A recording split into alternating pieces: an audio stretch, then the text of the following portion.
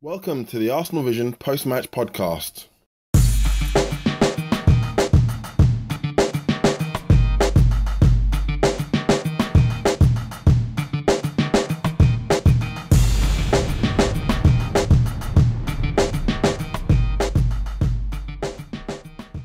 This is me and Lean from arsenalvision.co.uk. I say post-match podcast. It's a bit more post than we would normally like, but you know, there's been holidays and work issues and stuff, so it's been difficult to get everyone together at the same time. But we are here eventually, and today's show is an extra special one because we've got an extra special guest. We've got Arseblog on the show, and it's a really good conversation with James and Paul, talking about the great week that we've had. Well, the great few weeks that we've had. We don't have Elliot this week as he's away on holiday, enjoying the sunshine. All right for some. The guys today are talking about the Brighton result, transfers, and plenty more. So stay tuned for that. So as I said, the last few weeks have been really good. Probably the best few weeks of the season so far. I mean, we've won our last 4 games in a row. We've signed 2 players. Well, 1 first team player and one young player. And we've got players back from injury. And the players who are back from injury are scoring goals and playing well. So our squad looks healthy. We're more confident in the way we're playing the game as well now. We've got options. And everything's a bit better than it was post Southampton. And that was a bit of a low point. But we've bounced right back. And we look good. Before we get started, can we all laugh at Chelsea and Jose Mourinho? I think I'm a special one.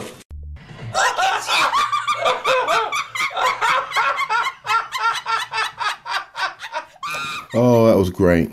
Fantastic. But it wasn't just them though, was it? It was Man City lost, Tottenham lost, Southampton all lost on the same day. Doesn't get much better than that. But I'd expect Man United to go through. And there's a chance for Liverpool to go through as well. But their game's slightly more difficult away from home now. But yeah, we've got a good chance in the FA Cup this year now, as we did last year. But a lot of the big teams are out and we are pretty strong. So, you know, don't want to get too excited about it too early because it's too early. And obviously, as we've seen, anything can happen in the Cup. It just takes a bad performance from Arsenal, an off day, and a good one from the opposition. So can't count your chickens just yet. But so far, so good. Very pleasing. And it's also very pleasing that we bought a player who can come in and replace Laurent Koscielny when needed, because that's been the issue, isn't it? He's not been fit for parts of this season because of his injury issue. And when he hasn't been there, we haven't had a player to replace him directly. Nacho Monreal has been the closest to him in terms of his style. But, you know, as we all know, he's a left-back by trade. He hasn't been as bad as some people have made out, perhaps. That's not his natural position. And we'll see how he does, because he needs to adapt to our way of playing, English way of playing, well, the English league, I should say. So it might take a few weeks, perhaps, but it's nice to have more options in there now. The balance in that position looks better now. We've got Per and Callum Chambers behind him, the same sort of style players. And then we've got Laurent Koscielny and Gabriel. Dreams can come true and all that. So the performance at Brighton was very enjoyable, especially the first half. And one Thomas Rosicky. A superb display from him. I'm a big fan of his, as you may or may not know already. Very pleasing to see him playing in that way. I mean, he's made himself almost undroppable with a performance like that. Scoring a goal and making a goal and just working as hard as he's doing. So don't know what the boss is going to do when it comes to Villa on the weekend. How he's going to fit him in, and Ozil's returning to fitness, and Walcott as well. So big decisions for the manager for the weekend. So enough of all that from me. Hand you over to the guys. Enjoy the discussion and up the Arsenal.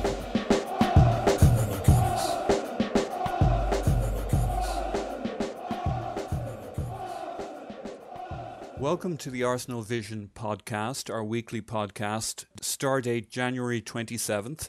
We're going to cover a few interesting topics this week. There's been plenty happening.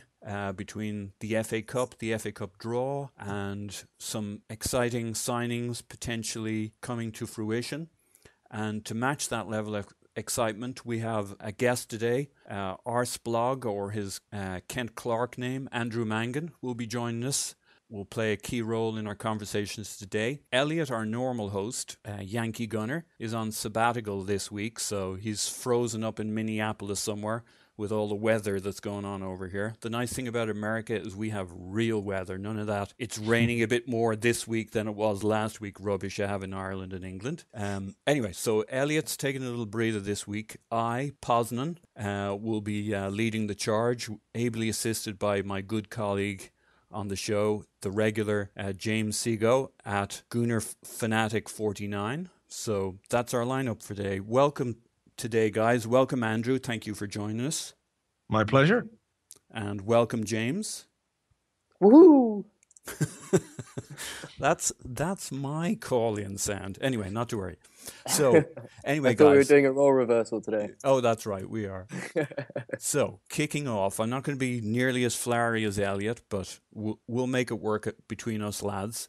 Andrew, we had a very exciting...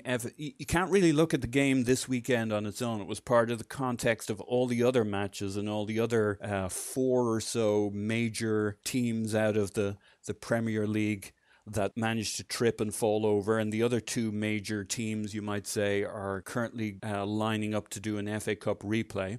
But what did you make of the weekend from an FA Cup standpoint? Hilarious. Wasn't it great?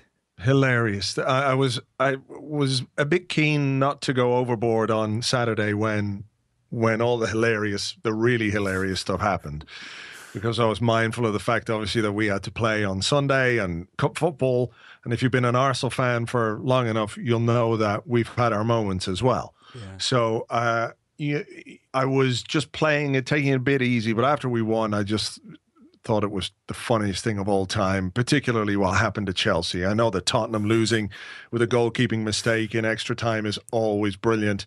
Manchester City went off to Abu Dhabi in midweek and thought they could just come back and roll over Birmingham or Middlesbrough. You know, the hubris and the arrogance of that. That's also funny to see them taken down a peg. But Mourinho having to stand there and watch his team, which was 2-0 up, lose 4-2 to a Bradford team, which played them off the park, played brilliant football, scored great goals, and won 4-2. They did what no other team has done to Mourinho in his entire career. He's never lost a 2-goal lead at home in his career. So I think that was just absolutely outstanding.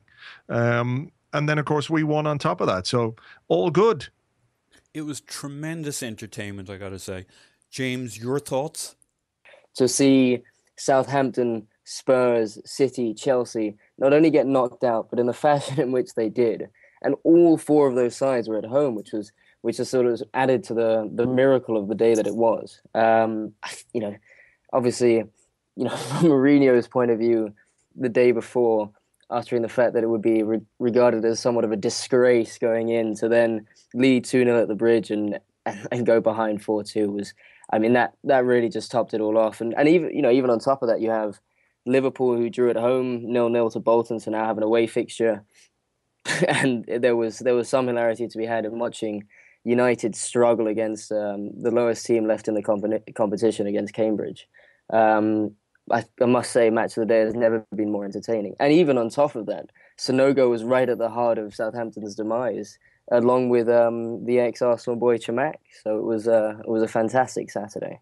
Yeah, Sonogo, it was just great. There was just entertainment in every corner. If you could bottle one FA Cup weekend, whatever happens from here on in, it was just priceless. And, Sonogo had that opportunity where he gets a deflection of, I don't know if, was it the guy's head, and then he creates the first goal for Chamak. It was just all over the place. It was just superb Arsenal entertainment.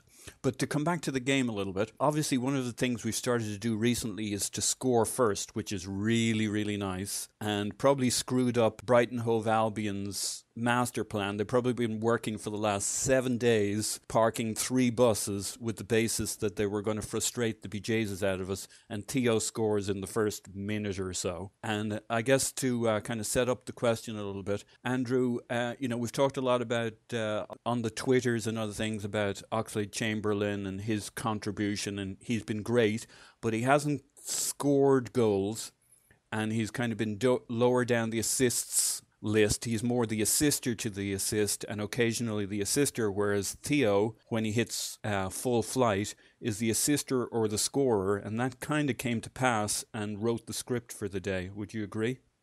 Yeah, to a certain extent. I mean, I think if you were to ask anyone who's the better all-round footballer, I think Oxlade-Chamberlain is the guy, who's got more vision. He's stronger. He can play more varied roles within the team. He's better on the ball, with the ball at his feet. But Walcott is this strange kind of a player who sometimes looks like it's his first ever game of football, and you're looking at him going, what the fuck is going on here? And then he scores, or he'll put in a great cross for somebody to assist. I remember the 6-3 game against Manchester City last season. I was thinking, oh God, we're playing terrible. And then he just popped up out of nowhere and he scored. He might have scored 2 that day. And that's what I don't know if it frustrates me about Theo Walcott, because there are many times where he's got the ball at his feet. And I think there were examples against Brighton where if he'd had just made a simple pass, one to his left and one to his right, he would have set up goal scoring opportunities for teammates. And it's not as if they were particularly difficult things to do. Yeah. But then he scores a goal like that in the first few minutes, and he's just got end product despite the limitations to his game. So yeah. I think he needed the goal for sure, and I know it's still early in his comeback, and you'd like to think that his all-round game will improve a bit, but he is just one of those players. I think there are times when Arsene Wenger leaves him out of the side because he's aware of some of the limitations of his game, but ends up putting him back in because he's a guy who can get you goals, not necessarily out of nothing, but perhaps when you don't really expect them. He's a strange player. I don't quite know what to ever make of him, really. He is. I always think of him as, people go on about him being one-dimensional or two-dimensional or whatever. I think he's kind of like 2.5-dimensional. He's improved. You can see he works on his game, and he's got better at strengthening his weaknesses. But his 2.5 dimensions are really good. The couple of things he does really well. When you look at that goal, I mean, that's an angle that many of our players have not scored from. But he got that ball down, swung around, and hit it so quickly. The goalkeeper got his fingers to it, but Theo, his feet are so quick, he got that shot off so straight and quick that the goalkeeper couldn't quite stop it. And most other players don't get the shot off that quickly. What were your thoughts, Yeah, I mean, James? look, Sorry, Andrew, go ahead. No, I was just going to say it's an absolutely fantastic finish. Yeah. Instinctive, gave the keeper no chance. And I think that's probably what Arsenal need to do, is if Walcott's in the team, is be aware that they have to play to those strengths. Yeah. And that's maybe not give him time to think about what he has to do, but just put him in a position where he has to do something. Yeah. If that makes sense. It does. James?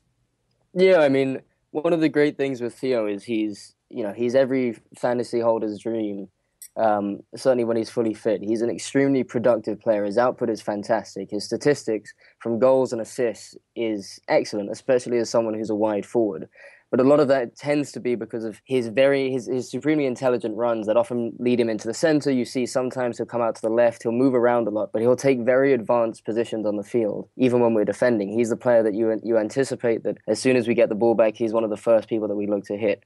So he offers what I think is very interesting is he offers a very different dynamic to Alex Oxlade-Chamberlain. And they're both, to a certain degree, very similar players, but they're also very, very, very different players. They're both very quick. Currently, Alex is playing very much as that right wide forward. But Alex is a lot more efficient on the ball. He's a lot more industrious. He adds to the team a lot more, I think, when we're playing perhaps the bigger sides, because he's got that strength and that slightly stronger defensive discipline, and he's got that ability more so than Theo, certainly, to carry the ball from deep, to create that little bit of space. And I think he's got slightly better vision and slightly better ability to play the ball out. And and find those pockets of space for other players. He's certainly slightly more of a visionary than Theo. But on the opposite, but the slight deficit to his game, or deficiency in his game, is that unfortunately, despite the amount of times we've remarked on how strong his performances have been, we tend to see very little end product, and perhaps that's slightly to do with the fact that he's still a somewhat young player who needs perhaps just a couple of goals to really sort of kickstart those kind of productive aspects of his game. Whereas Theo, on the other hand, you imagine against the smaller teams, he's a player that you would expect to probably start against, given just how lethal he can be. I think also, we have to obviously temper it with the fact that Theo's just come back from a significantly long injury, and it takes various players, differing times to sort of fully recover to their full fitness, but full sort of mental capacity, if for want of a better word, in the sense that the decision making on the field, that quickness of thought, that's something that I imagine probably is the longest to come back to a professional footballer, especially after so long out from the game. And I think we saw that pretty clearly in the Brighton game, in that his finish was excellent, but it was excellent because he had very little time to think. Whereas in previous games, he's had, I would say, far more gilt-edged opportunities, especially against Hull, for example, where he's missed the target by a significant distance. And I think that's part of the adjustment to coming back from injury that is going to take still a little bit more time. But there are still plenty of examples of Theo from when he's been fully fit, when he's been in form, so to speak, where his finishing in general, all round, tends to be probably one of the strongest on the team, aside from maybe Alexis now. So that's extremely exciting. I'm interested to see the dynamic between the two of Alex and Theo, and I think that gives not only having two great squad depth, but also the variety of options that Wenger has at his disposal. Yeah, interesting points. I mean, to your point about when he regains full form, it's felt like the last time he did a long layoff, it was about 6 games before he really hit his stride. He was in the team maybe 5 or 6 times where he was missing a lot of chances. Then he suddenly hit form. He was around for a few games, and then he had this other next long injury. So maybe that's what we're looking at here. 5 or 6 games of Theo getting a good run or a start before he's hitting full form. Does anybody remember that video they had on the .com? It was like a dance competition, and I don't know who was in it, but it was a couple of other guys and Theo, and apparently all the players did it. And it was basically like practically Dance Dance Revolution. You basically had to move your feet really quickly, and it was one more thing where Theo's feet were just super quick. He has the speed, but he has a quickness to his movement of feet, which is his real strength rather than maybe close control. But that goal, there was a bit of close control, which was sometimes surprising with Theo, sometimes not. And then the speed at which he got a shot off just seemed to be the turning point. So, with that said, obviously the man of the match, Super Tom Rosicky. What hasn't been said at this stage in that game?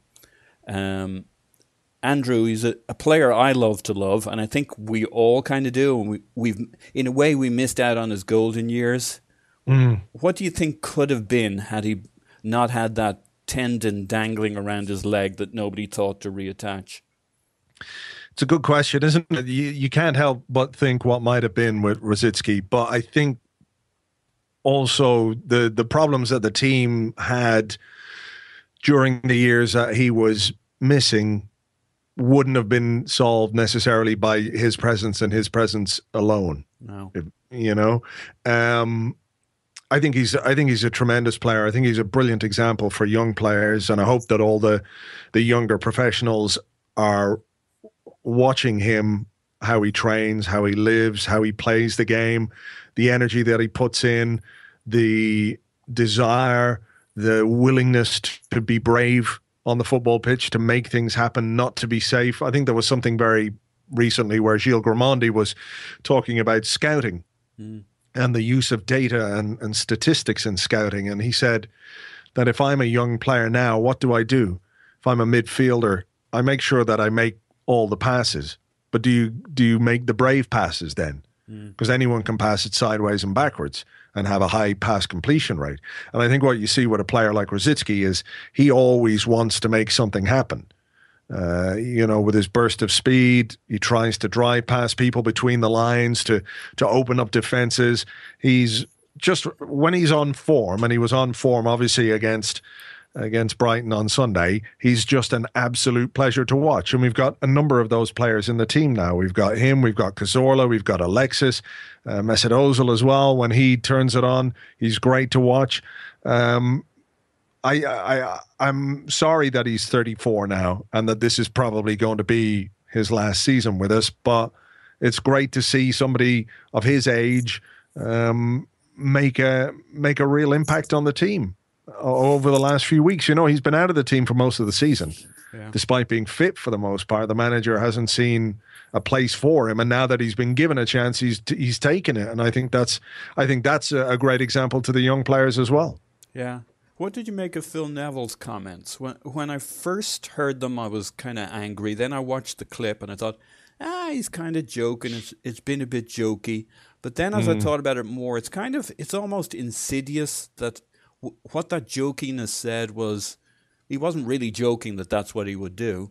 Yeah, go ahead. Yeah, we discussed that on the Arscast Extra on Monday, myself and James, and I think it's, even if he was joking, and I think he was joking, I think he was just trying to be a bit of a lad. But I think you're right in that it speaks to a mindset that's very prevalent in the English game. It's not a case of, look at what Rosicky did, I'm A, going to try and copy that, or B, try and teach another young player how to do that. It's no, I'll stop him through an act of violence. And I don't know if you saw the game on BT Sport on Sunday that Robbie Savage was commentating. Robbie Savage's advice to the Brighton players was to start doing professional fouls, to kick the Arsenal players into row Z. When they came off at halftime, the punditry was about how Brighton needed to clatter the Arsenal players. They needed to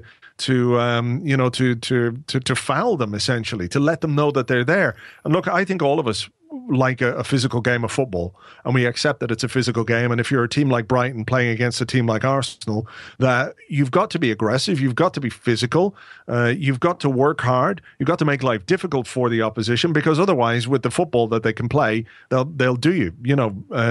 99 times out of 100.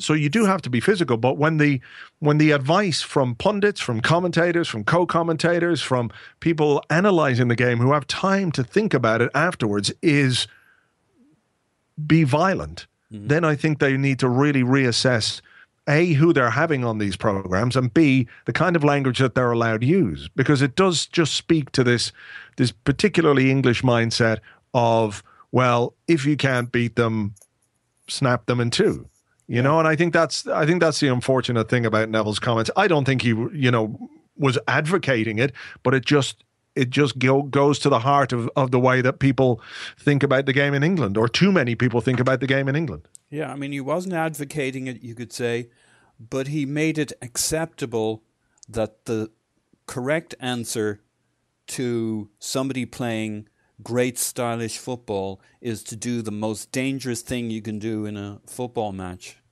How did you feel about it, James? Well, it's frustrating, not only in those sort of two separate examples, and Andrew put it extremely well, but it's a fairly recurring theme across a large section of the punditry and analysis that we see in a lot of games. And it's especially, having followed a club, I'm sure it's happened to various other clubs as well, that's witnessed the injuries that have occurred to Diaby, which has effectively completely ruined his career.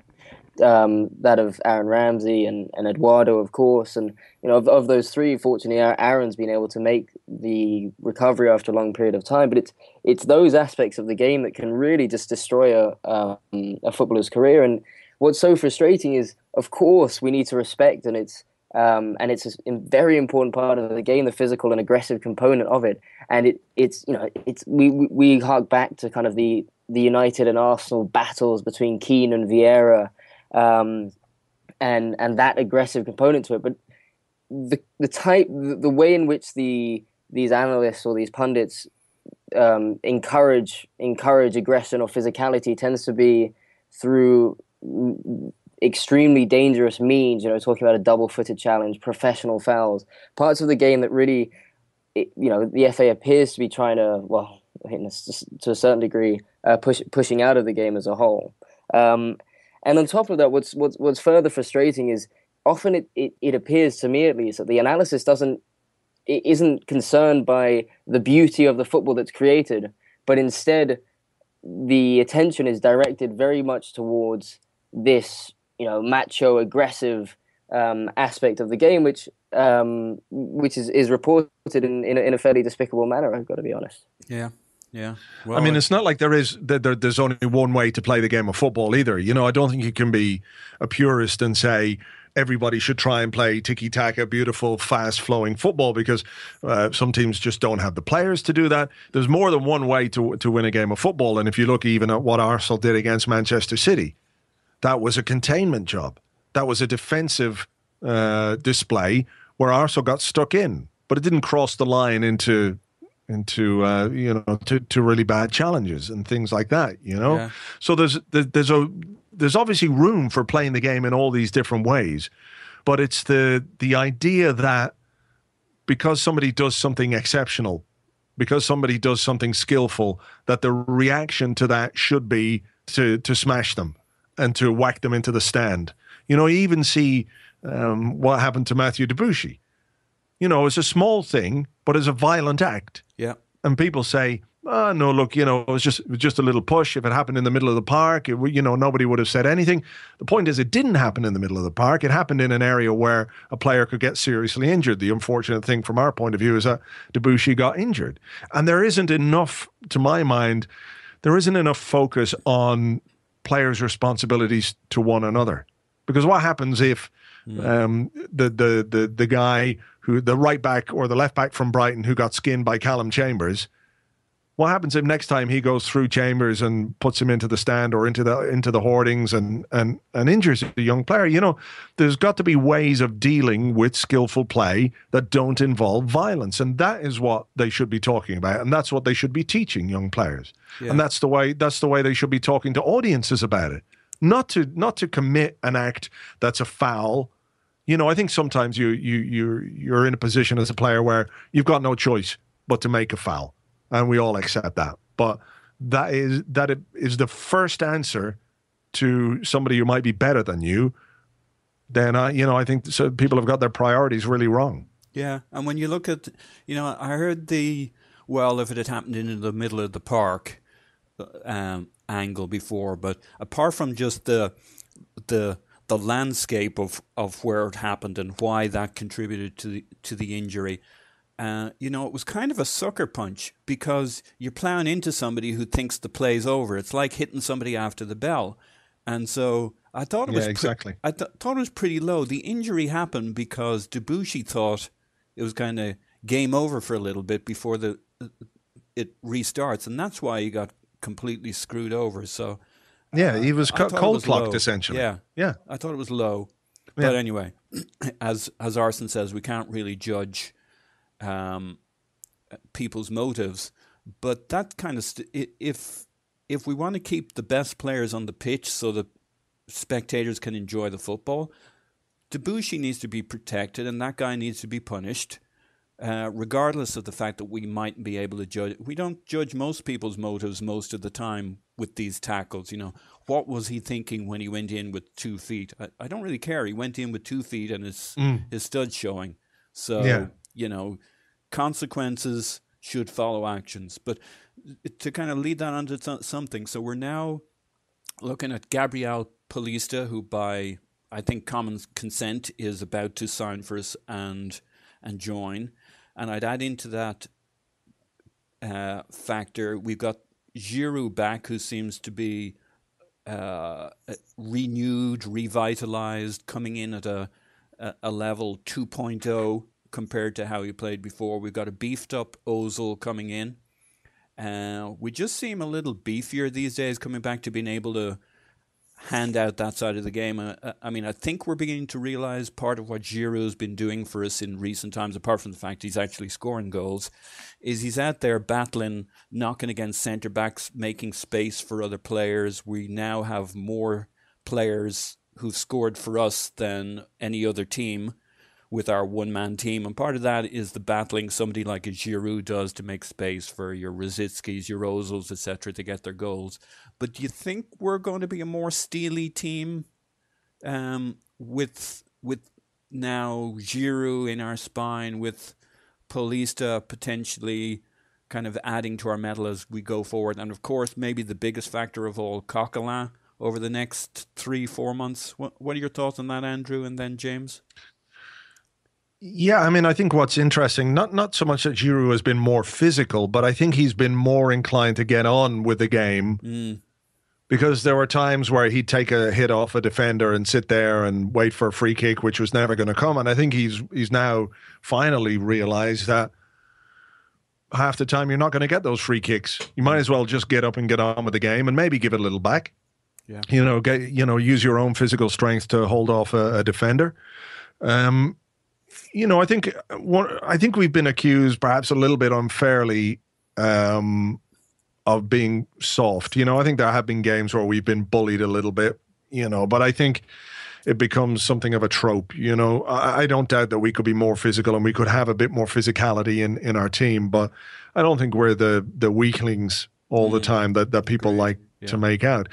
But yeah, I like what Coquelin does. Actually, I've obviously been surprised, like most people, that he came back and took the chance that he was given so well.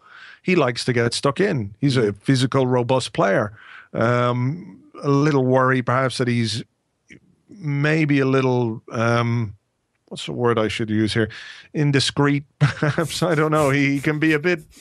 He likes jumping in the air a bit too much as he's going in for a tackle. And I think if somebody can just take him to one side and just get him to rein in that little bit, you don't want to take away his commitment. But I think he's a more effective tackler than Flamini, for example, who people would say is a physical player, somebody who likes to get stuck in.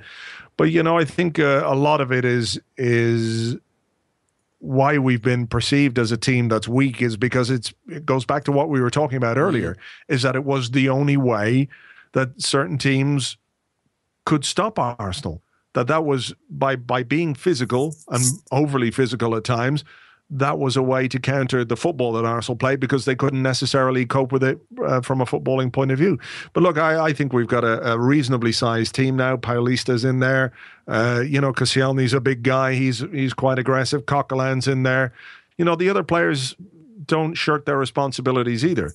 You're seeing Ozil bulk up, Giroud, Alexis. He gets booted around the place and just gets up again, and he'll give a bit back too. So yeah, I mean, I think we're getting to a point where you'd like to think we're in pretty good shape. So yeah, we've more. We'll see, and with more options, and the form isn't bad either. I think we've in the last 10 games we've won 8, lost 1, and drawn 1, and the one that we lost was at Southampton on New Year's Day, and I don't know if you can call it an accident, but in the grand scheme of things, it's not necessarily reflective of the form that we're in at the moment. Mm-hmm. So, James, Coquelin came on in our game against Brighton Hove Albion and seemed to be a noticeable upgrade. I don't like beating up on Flamini. I think he's done the best job he could and seriously put all of his abilities into doing the DM job, which is maybe not actually what he was born to be in life, but certainly Coquelin seemed to come on, admittedly late in the game, and by comparison prove the point at the moment as to who the go-to guy is. Would you agree with that? Certainly. I think that was also aided by the fact that through bringing on Coquelin, it meant we had 2 deeper playing midfielders in the team, so the actual structure we had in place meant that as Brighton sort of broke or attacked with the ball, you always had at least one, or if not the 2 of Mathieu and Lecoq in front of both Koscielny and Mertesacker, and that shield proved to be too much for Brighton to be able to handle. Once Coquelin came on, I don't really remember feeling under much pressure at all, aside from the sort of the handball, where the ball to hand on Chambers towards the end of the game, and so a lot of that was a structure, but also a lot of that was down to what Coquelin brought into the game, which is his athleticism. There was a couple of times where we took the ball forward, and as we kind of penned them into their own box, and once clearing the ball, you could see that even up against, I think it was Grady, quite a tall, physical boy, Coquelin was able to outjump him. He was able to sort of regurgitate possession. I don't actually buy into the fact that his technical ability on the ball is all that poor. I think his distribution has been slowly improving over the last couple of games. His ability to push the ball forward, and as you guys have mentioned, his ability to go into the tackle is phenomenal. He's got, especially compared to that of Mathieu and certainly Mikel Arteta, he possesses a decent amount of pace, and I think he very much suits this setup. It's definitely a team, in my opinion, that relative to the last few seasons certainly has that that bite, a little bit more bite, a little bit more steel, grit, etc. You look at the introduction of a Danny Welbeck, he's extremely physical, extremely industrious from the front. Alexis, despite his height, he's a very feisty player.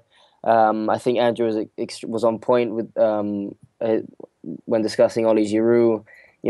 He's always been a physical lad, but kind of the emotions he would display when going down to the floor and often complaining often gave, I think, defenders that little extra impetus to sort of get in on Giroud. But I think he takes it a lot better now, and I think he's able to sort of to give it back. I think he has that appreciation of has a slightly better understanding of the league, and he's certainly a player that the stats often show that at Montpellier that he was a player that has improved from season to season, and he certainly seems to have gone another step forward as well since coming back from his injury, and he's a fantastic asset to have. I mean, I don't know all that much about Paulista, but from the various little kind of like YouTube videos, but in particular kind of the match, the individual match highlights where someone puts together just all the individual bits of a specific player for that match, even if half of it includes a sort of like a square pass across to the other centre back.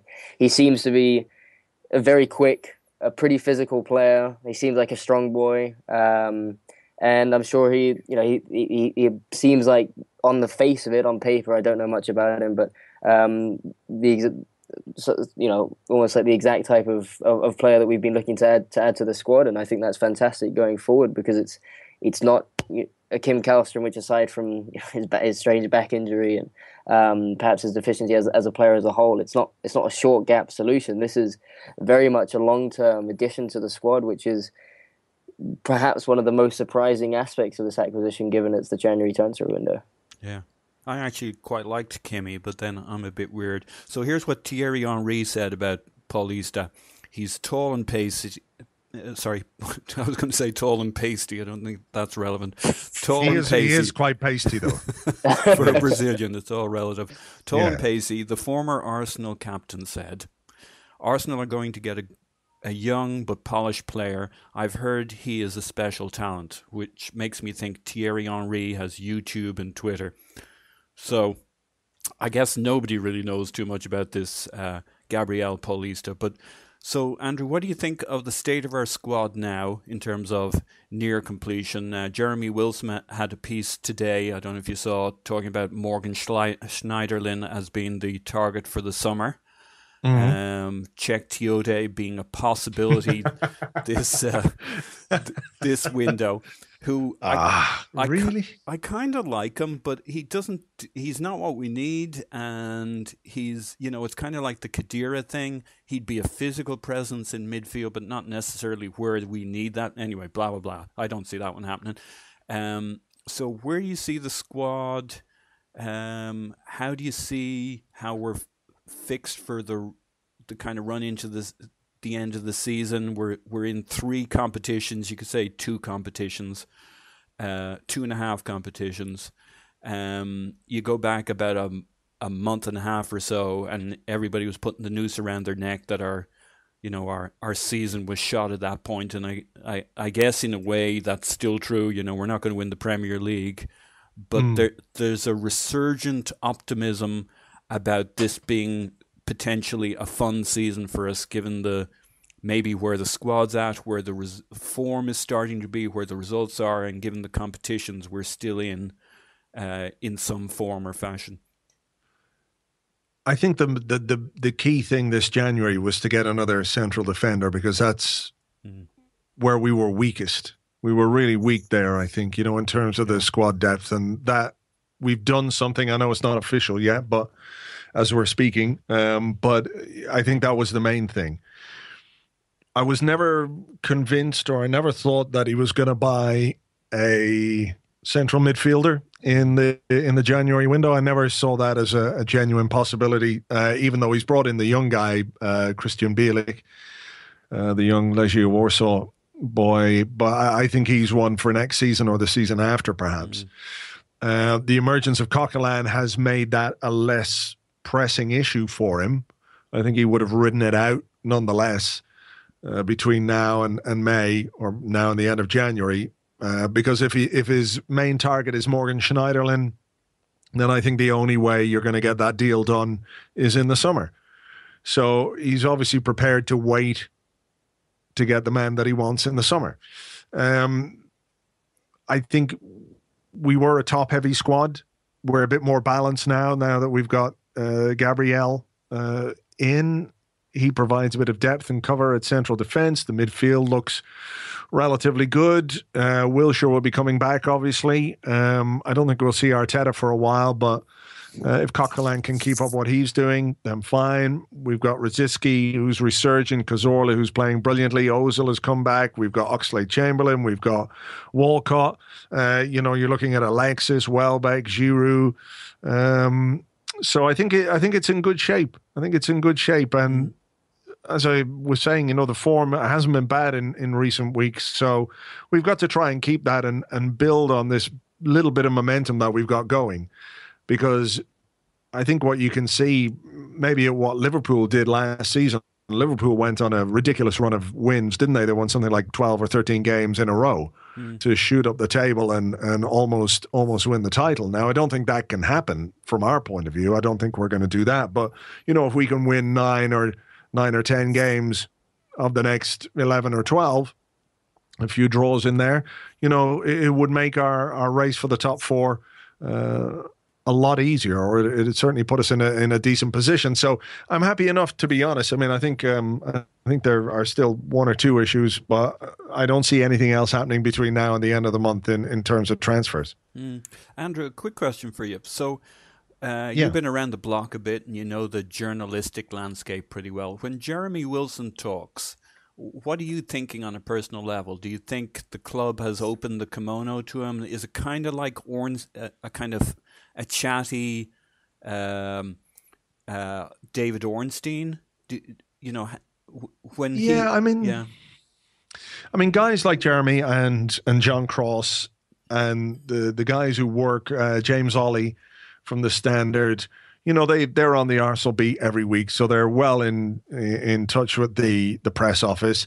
And sometimes there are stories that come out. You see all of a sudden, there's a guy who works for the Mail as well. I can't remember his name, but you'll come 11 o'clock at night over here, and then the Telegraph, the Mirror, the Mail, the Sun probably as well, maybe the Independent. They all have the same story. All have the same exclusive, and there's only one way that can happen, is that there's one source that has fed all these people. In terms of transfers, I think there's a lot of obfuscation and misinformation that goes around. I think sometimes a club will use that to its own advantage by saying there's nothing happening when they're trying to do something quietly. Sometimes they'll say there's nothing happening when there's actually nothing happening. Other times they might talk about how there are things going on when perhaps there aren't, just because they know that's what people want to hear. So the thing about it is, particularly with transfer stories, is that so much can go wrong with a transfer right up until the contract is signed, that you could have all the best information in the world, but you're left with egg on your face when it doesn't happen. There are deals that get right to the finishing line and then just fall down. And that's not unusual. And then all the talk is, well, it's just paper bullshit. There is a lot of absolute shit out there. Of course, people who are just making up nonsense day in, day out. And I think everybody knows who those people are. But guys like John, like Jeremy, who are working with the club, I won't say with the club, that's the wrong word, but they're working very closely with Arsenal in a way. You know, they're there every week. They're at the pre-game press conferences, the post-game press conferences.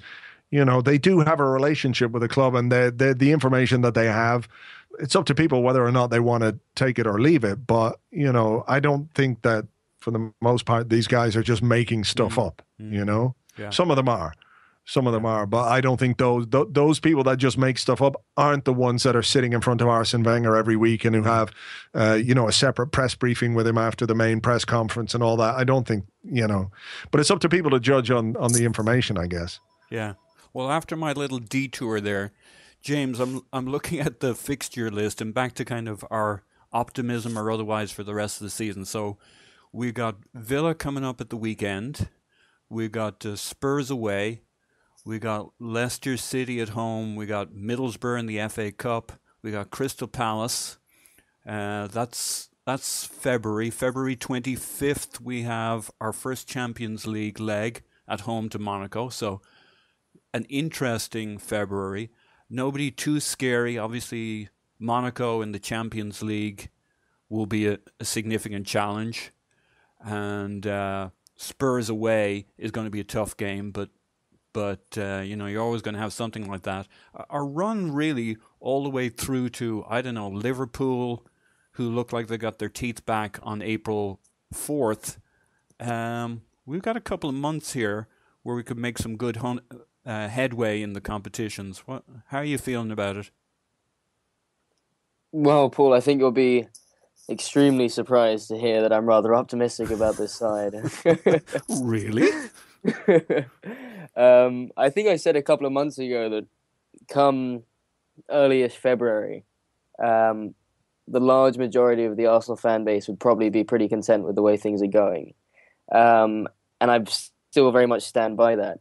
I think, you know, it's a little too early to be talking about going on runs, you know, in a very diplomatic manner. One has to sort of take each game as it comes. But the fixture list certainly looks like a fairly, I guess for want of a better word, but a fairly sort of pleasant few fixtures coming up. I think throughout February we don't actually leave London, since our only away games are Spurs and Crystal Palace. So that certainly helps. We've got plenty of home games, and you'd have to think that a lot of the signs that we have coming up are very beatable. And one of the most exciting things, and I think, you know, Theo Walcott's been around Arsene Wenger for a little too long, perhaps, when in his interview he said that the new players, it was like a few new signings back in the dressing room. The classic Lands comment from Theo. But I think the biggest indication from the Brighton game was when you looked at that team sheet, despite there having been 7 changes from that of a team that beat City at the Etihad 2-0. Aside from perhaps Matthew Flamini and maybe to a certain degree Callum Chambers, given that he's been a little up and down with his performances at right back, it was a very, very strong team, and it was an exciting team because there's the added excitement of seeing the players of Walcott's and Ozil's stature, especially Ozil, but coming back from injury and seeing and sort of watching them get back into form, and especially having a player like Thomas Rosicky, we just seem to have a gluttony of fantastic attacking central midfielders, and I think there's plenty to be extremely positive about with this squad. There's a lot of attacking talent. The introduction of Gabriel Paulista, we'll have to see how he adjusts to, he's not only got to adjust to the league, he's got to obviously adjust to his new surroundings, and even more importantly, we've seen a lot this season. It's been a strong demonstration of just how important partnerships and solidarity, especially at the back, and how big a role that can play for a team as such. And obviously, the lack of a centre back has played a significant role in to a certain degree our demise at the beginning half of the season. But even more so has just been the fluctuation of different defenders coming in, because I think most hopefully sane Arsenal fans would probably attest that Monreal hasn't actually been anywhere near as poor a centre back as some would have you suggest. But the issue has been it's just you have often those kind of growing pains as such as new partnerships build. You've had Monreal play alongside Mertesacker. I think Monreal and Koscielny, was one of the first times certainly this season that they've played together. Despite two players who are individually quite strong, when you put them together as a unit and you have maybe a Mathieu Flamini ahead of them, it throws things a little bit up in the air. So if the back line can stay fairly steady for the rest of the season, that's a big if. And even if it doesn't, hopefully if Gabriel Bielik can settle in and adjust fairly quickly, you'd have to think that we have a very, very strong chance of not only having a good end to the season, but the FA Cup looks like a competition where we're probably the fairly strong favourites for now. You certainly wouldn't expect us to go necessarily too far in the Champions League, but with a tie like Monaco, you want to take that competition step by step and see if maybe we can progress a little further than we have in the past few seasons. And I think even if we hypothetically finish, say, third in the league, but off the back of a long run of very good results, which is certainly more than plausible, I think there'll be significant reasons for Arsenal fans to be very optimistic about going into the next season, and even for now to just be extremely positive about the upcoming fixtures and the upcoming performances from the team. Good stuff. So, Andrew, to get back into the little nitty-gritty stuff a little bit. So, obviously, one of the ongoing debates is if you want to call it, the Ozil debate. Now, interestingly, he's come back a bit beefier, a bit meatier, and maybe I'm reading too much into the tea leaves, but the few minutes he's played, he's seemed to want to get a little bit more stuck in. But I guess my question is, right now, Cazorla's on fire.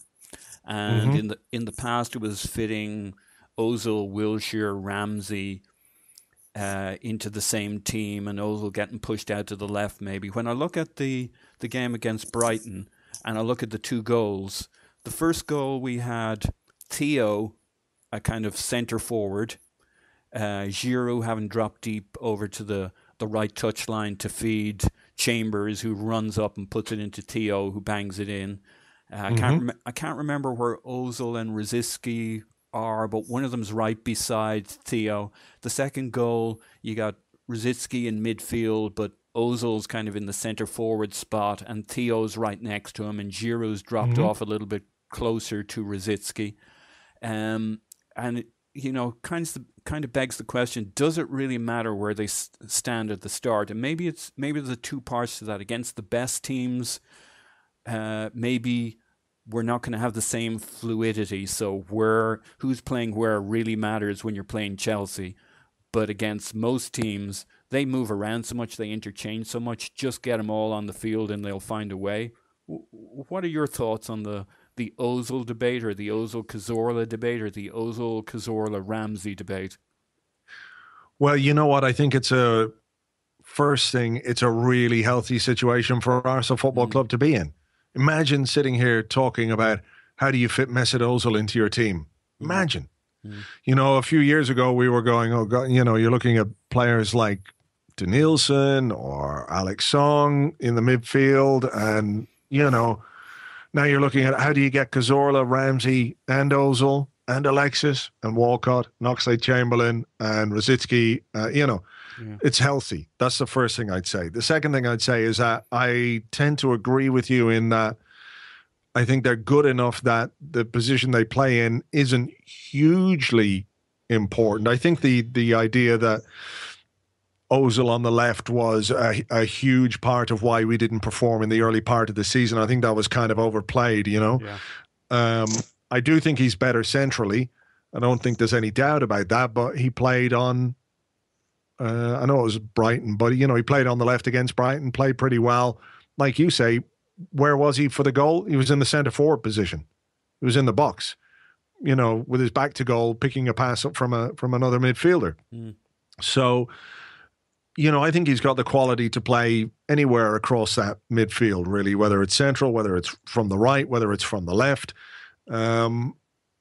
How the manager does it, I don't quite know. I think he'll obviously decide based on the opposition that we're playing, whether he needs somebody like Ozil who is more of who will keep the ball for you. or if he wants to play a game more like Manchester City, where he wants to cede possession to the opposition. Maybe that's not the right game for Ozil to be playing. I don't quite know, but look, I just think it's a really good situation for us to be in, and there'll be players who will rise to the challenge of the competition that's in the team. Maybe one or two won't, but I think all of us have been crying out for Arsenal to have more quality. We've got that now, and how it fits into the team is entirely down to the manager, and he's a guy that sees him every day in training and probably knows best how to do it, because right now, if you were to ask me, I don't really know, but I'm just glad that this is the problem rather than who the hell are we going to play. We don't have any players because they're all on hospital beds, and Florence Nightingale is off doing ether in the corner crying to herself. So yeah, there you go. Spot on. James, the Ozil debate.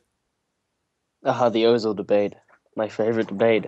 Yeah, I mean, listen, I think Andrew's hit it on the nail. It's an extremely healthy debate to be having. It's a sort of it's one of the good headaches for the manager to have when selecting the team. But I'm not. I mean, again, as Andrew said, I'm not convinced that Ozil's necessarily been as poor on the left as some would have you suggest, especially given his tendency to come central. The only somewhat concern I might have is how it impacts on Santi's game, because when Santi's played centrally, he's actually come fairly deep. He's picked the ball up in very deep areas. He's actually, as even for a player who has often been put out on the wide, he's been someone that's taken up very central positions for a large majority of the game. And obviously, one of the fantastic combinations we saw last year was the interchange between Santi coming left and Ozil coming. And as we know, these partnerships sometimes take a little bit of time to kind of reform and recalibrate. So perhaps if we bring in Ozil on the left, that's going to probably push out Oxlade-Chamberlain from the team. You maybe lose a little bit of that extra pace that we have, especially with Giroud up top instead of Danny. So you push out Alexis to the right. It does create, I suppose, perhaps a somewhat imbalance in the side in the way in which we've been set up, or a change in the dynamic, perhaps. But certainly it's certainly a very strong change. It's a fantastic headache for the manager to have, as I said, and it's something that we just got to play by ear. Ozil's a fantastic player with top quality, as Arsenal will attest, and I think it'll be something that's extremely exciting to see over the coming games, how he manages to fit them all in. And even on top of that, I think once he does, you look towards that bench, and for the first time in a long while, you can really look towards a few players and think, wow, I mean, if the game's not going quite the way you think, there appears to be plenty of players that can really change the dynamic of the game and the path that the game's going down. So that too is a very exciting component of the side that we have going forward. I always have to laugh when you read on the .com, it'll be Oxlade-Chamberlain discussing Walcott in the squad or vice versa, and you're always reminded of the old adage that players love a really deep squad except in their position. Yeah, true. So true, but yeah, we have it all over the pitch. Yeah. Go ahead, Andrew. Well, no, I'm just going to say that's what we want as fans. Yeah, and maybe certain players are happy with that too. Because they thrive on a little bit of pressure and a little bit of competition. And we don't seem to have too many of the sort of guy who are like throwing their toys out of the pram at the moment. So it seems healthy overall, The dressing room seems like a good place. So speaking of which, you kind of touched on a few different things there, but Szczesny, competition, the dressing room, etc. What's your read on the Szczesny situation right now? I think he's lost his place because he was stupid. I don't think his form was as bad as people were making out. There's always the desire for the shiny new thing, and Ospina was that. I think some people don't quite like Szczesny's attitude. I don't really have a problem with it. I like a goalkeeper who can make a mistake and not be bewildered and broken by it, like Almunia, for example, or Fabianski, who, if they made a mistake, you know that it was the only thing they were thinking about, whereas Szczesny seems well able to compartmentalize that. I think he's been a victim of the constant changing at the back as well. You know, that last season, playing behind a very settled back four for most of the season, he won the Golden Glove with the most clean sheets in the Premier League. He shared that with Petr Cech. So I think people have forgotten that very quickly. But I think what's happened is that he's been absolutely stupid by doing what he did in the dressing room. He's been punished for it. And now he's in a position where David Ospina has played so well that he should keep his place in the side. And Szczesny, I don't think he was particularly at fault for either of the goals against Brighton, but didn't do anything to suggest that he should come straight back into the team. So I don't know what the situation is long term, but in the very short term, he's paying the price for being stupid. And whether that bucks him up and makes him work harder and be more professional, we'll have to wait and see. I hope that's exactly what it does, because I think he's a very good goalkeeper. I think he's a really good player with lots of potential, and it's about time he started realizing that potential. But, it might be a situation where Ospina plays so well that he doesn't get a chance in the team again for the rest of this season, apart from in the Cup. So, he's we talked about consequences earlier, actions and consequences. I don't think it was the biggest crime in the world, but he's put himself in the position where he's on the bench. So now it's up to him to fight his way back into the team. So we'll wait and see what he's made of. Yeah. So, James, we're going to have battles all over the field, from left back, arguably even right back, Welbeck will come back in at the striker, everywhere over the pitch. Which are the battles you're looking forward to watching most over the next few weeks, months? Interesting question. I think the Giroud and Welbeck, the competition for that place in particular is one that throws up a lot of debate amongst the Arsenal fans. Welbeck brings what a lot of people like about him, and certainly something that I like about him, is he's a very diverse player in that he's got that speed. He's very quick on the counter, but he's also he's a very physical player. He's able to bring others into the game. He's got a bit of everything, but he doesn't quite do the things that Giroud do as well as Oli. So again, I wonder if that's a dynamic that Wenger introduces during different types of games. Maybe in the more physical encounters, you might actually see Welbeck played out wide with maybe Alexis as well, and then Giroud up top, as we've seen in a few games. And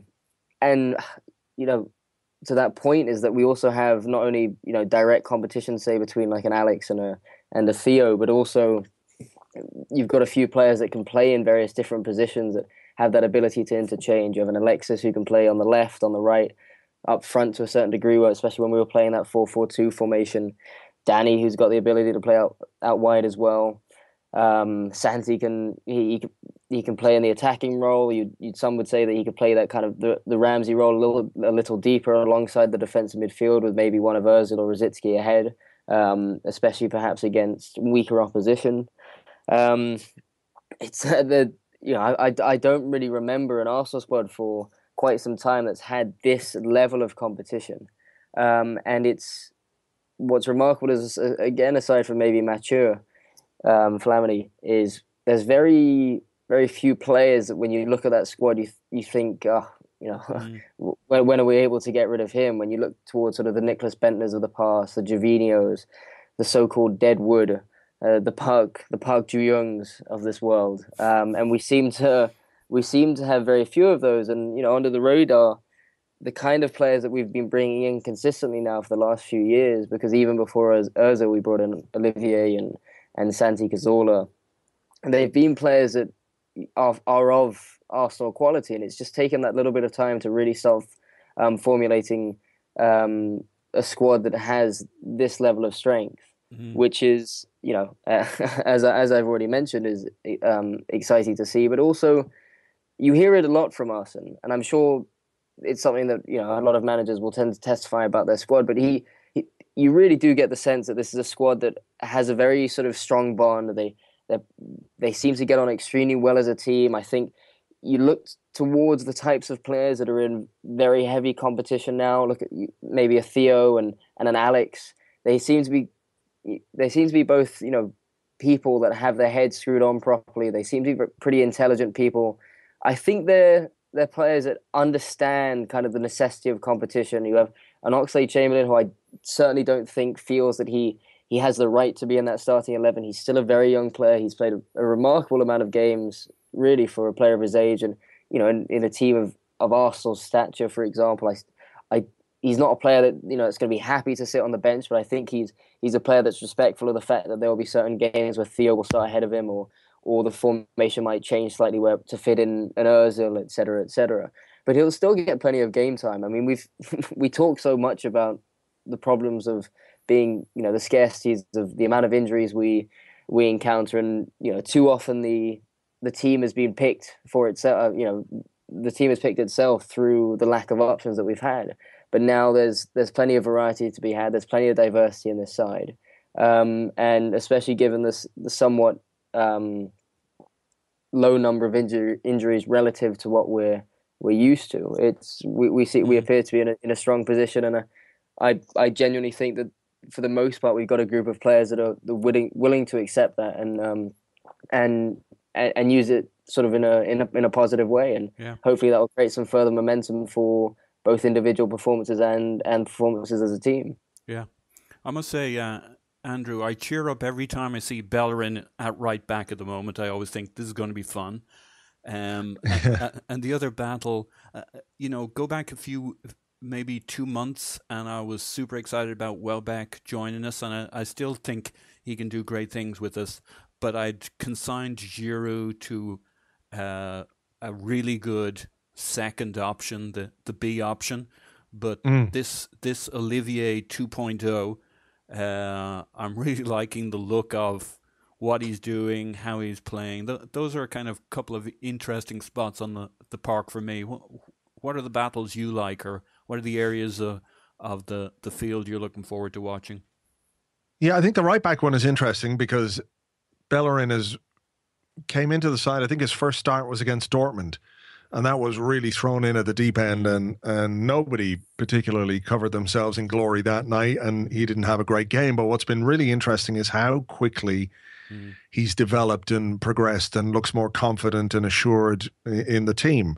I think Chambers had a very good start to the season, and people were impressed by him and are right to be impressed by him. But, again, he was a 19-year-old coming into the side with very little experience as well, and perhaps has been overplayed a bit. And the injury to Debuchy has opened the door for both of those players. I think if Debuchy had been fit, he would have played most of the season.